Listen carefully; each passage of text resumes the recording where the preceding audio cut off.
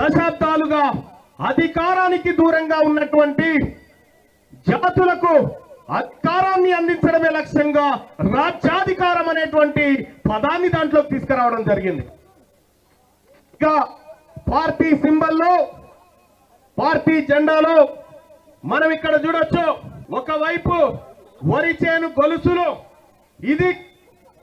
రైతులకు సంబంధించినటువంటి సింబల్, ఇది కార్మికులకు సంబంధించినటువంటి సింబల్, ఇది